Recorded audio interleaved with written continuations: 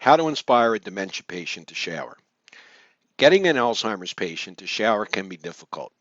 In order to accomplish this mission, you will need to learn how to be a guide, how to use bright light, and how to use positive reinforcement. Thousands of caregivers and dementia professionals have used these techniques and they work. My name is Bob DeMarco. I'm the founder of the Alzheimer's Reading Room. In this podcast, I am going to walk you through the three important steps you need to take to get a person living with dementia to take a shower. This includes the use of positive reinforcement, the importance of bright light, and sometimes singing, and how to get your loved one right into the shower. My mother usually resisted when I asked her to take a shower. For years this happened to me.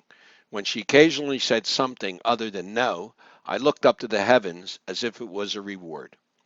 It took me quite a long time to figure out what to do and how to properly motivate her so that she would take the shower without resistance. Step 1. Constant positive reinforcement about the positive effects of being clean. My mother would usually take her shower around 3 in the afternoon. I gave up trying to get her to take her shower in the morning because she just wouldn't do it. This is something you should consider. If things aren't working, maybe there's a better time of day. During the course of the day, I would start setting the stage for the shower early in the morning and throughout the day.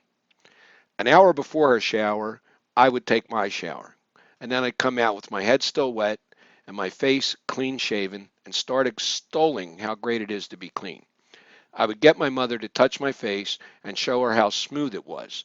Nonverbal communication really works well with dementia patients. As my mom was touching my face, I would say, smooth a few times. Eventually, she would say smooth, or something like smooth as a baby's butt. She did not use the word butt. This would give both of us a good laugh, and that really sets up a good tone for what you're trying to accomplish.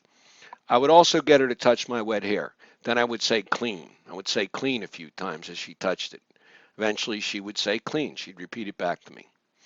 I would then tell her how great it felt to be clean.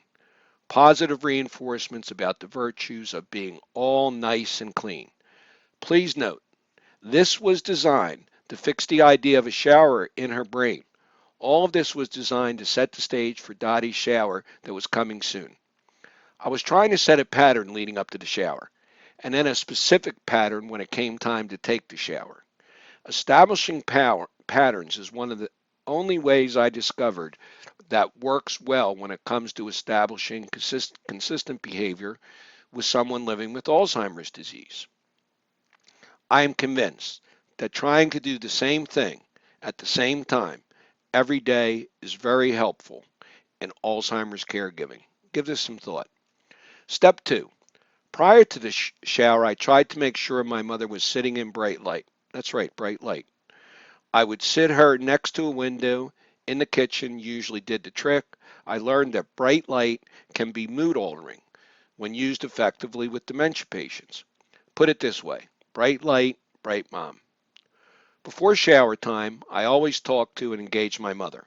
I would resist the temptation to sneak up on my mother and then announce, time to take a shower. This didn't work and it never worked for me. Singing can be a good way of engaging a dementia patient and getting their attention.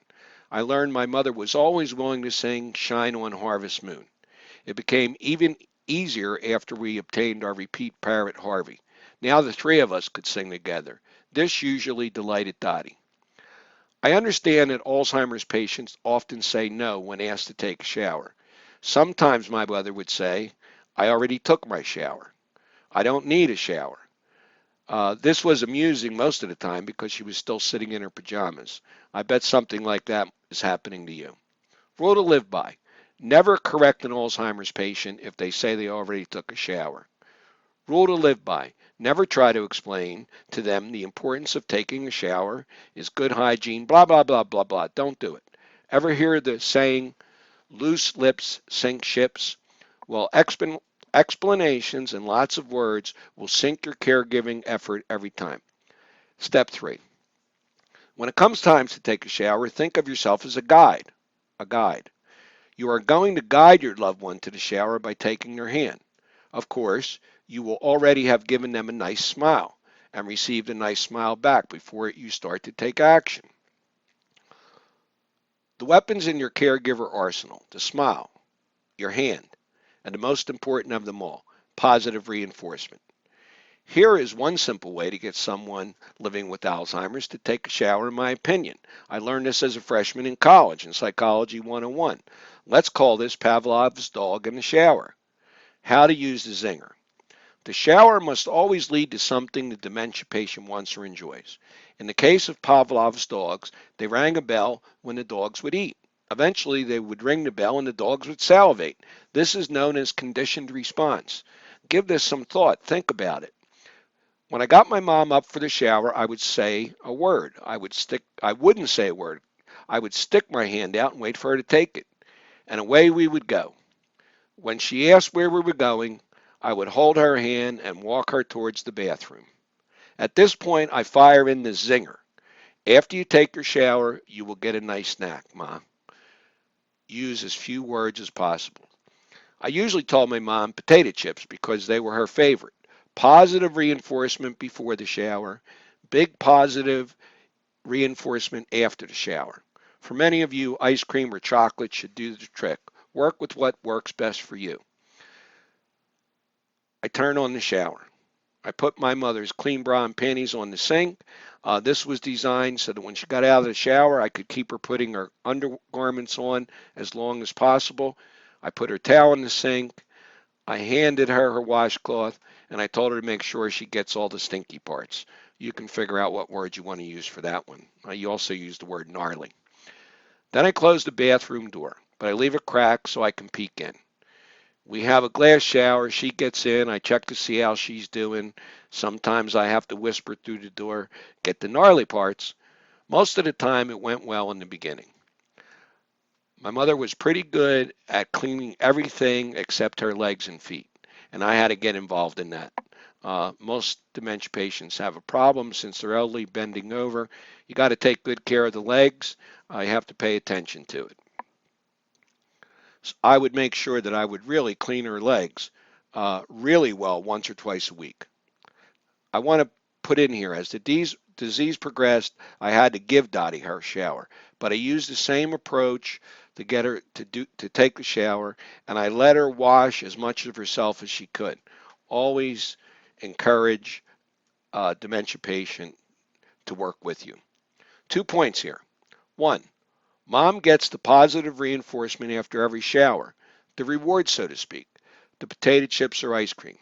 2, I involve with Mom all the way. I don't say you need a shower and then wait for her to go take a shower. I don't go blah, blah, blah about the shower. I assist her right up to the door of the shower. You have to be actively involved with the person living with Alzheimer's in everything they do. Once you get the hang of being actively involved, you will find and learn that it gets easier to guide your loved one and to get them to do what you would like them to do. I'm going to say that again. It gets easier to guide your loved one and get them to do what you would like them to do. Here's a few more items. Resist the temptation to be a parent. You are dealing with an adult with dementia, not a child. Resist the temptation to be the boss. Instead, be a guide and lead with a smile and your hand palm turned up. Offer your hand to your loved one. Always think positive and endeavor to find new and better ways to introduce positive reinforcement into the occasion. Give it some thought. If you want your loved one to take a shower every day, establish a pattern. Make sure the communication and activity leading up to the shower are positive and that you are engaged with the patient before guiding them. After the shower, be so happy you can't see straight. That may sound funny. Extol the virtues of being clean and how wonderful it feels. Make sure the immediate aftermath of the shower is positive. Use potato chips, ice cream, or take a trip. Put on some clothes, go out the door, take a ride in a car. Make it a positive. Don't worry about being so happy you can't see straight, by the way. Once you get this technique down, you will be so happy you won't believe what it feels like. I assure you, I went 2 years before I started figuring this out. Being able to accomplish a mission like this one can really make you feel a lot better. Don't worry. You can do it. Might take some practice and patience, but it will happen. My name is Bob DeMarco. I took care of my mother Dottie for 8.5 years, 3,112 days. I understand how caregivers feel. If you have not done so, join 34,651 readers who are already subscribing to the Alzheimer's Reading Room. This is a free service. Be first to get notified about our new articles. We have 5,000 articles in the Alzheimer's Reading Room. Bottom line, we help caregivers live a better life. I know what that means. I was one. If you listen to this podcast on YouTube, look in the notes below the video for the following links. 5 tips, how to get an Alzheimer's patient to shower, the importance of bright light in dementia care, meet meanness with kindness, changing patterns of behavior in dementia patients, how the smile is a powerful communication tool in dementia care, and how to search the Alzheimer Reading Room for answers to your questions and solutions to the problems.